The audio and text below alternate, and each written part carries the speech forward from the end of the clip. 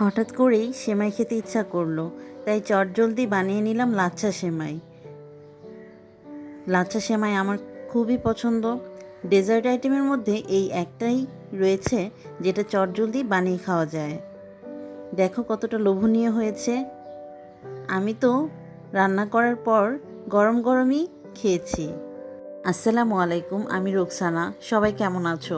আশা করছি আল্লাহর রহমতে অনেক ভালো আছো। আলহামদুলিল্লাহ, আমিও ভালো আছি। তো আজ আমি রান্না করব লাচ্ছা সেমাই, যেটা খুবই সহজ। এখানে নিয়ে নিলাম 1 কেজি পরিমাণে দুধ। এখানে নিলাম বাদাম, কিশমিশ, আর দুধটাকে আমি জাল করে নিচ্ছি, সেজন্য দিয়ে দিলাম দারুচিনি। এখন দিয়ে দিচ্ছি এলাচ, আর একটু নেড়ে চেড়ে দিব। অলরেডি আমি চিনি পরিমাণ মতো দিয়ে দিয়েছিলাম, সেটা শেয়ার করা হয়নি, দুঃখিত। এখানে আমি বাদাম নিয়েছি, বাদামগুলোকে আমি কেটে নিব।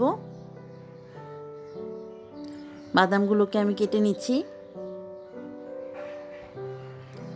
সকল বাদামগুলো আমি একটা প্লেটে তুলে নিলাম।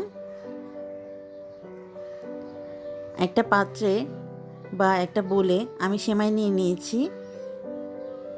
এখন সেমাইয়ের উপরে আমি দুধটা ঢেলে দিব।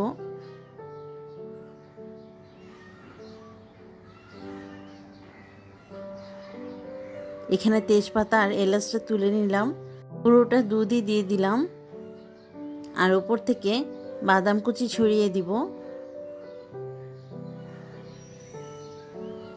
উপর থেকে বাদাম কুচি দেওয়ার পরে আমি কিশমিশ দিব। কিশমিশ দেওয়া হয়ে গিয়েছে। কাছ থেকে দেখে তো অনেক বেশি লোভনীয় লাগছিল। তোমাদেরকে যতটুকু পেরেছি দেখিয়েছি। তো আজ এই পর্যন্তই। সবাই ভালো থেকো। আল্লাহ হাফেজ।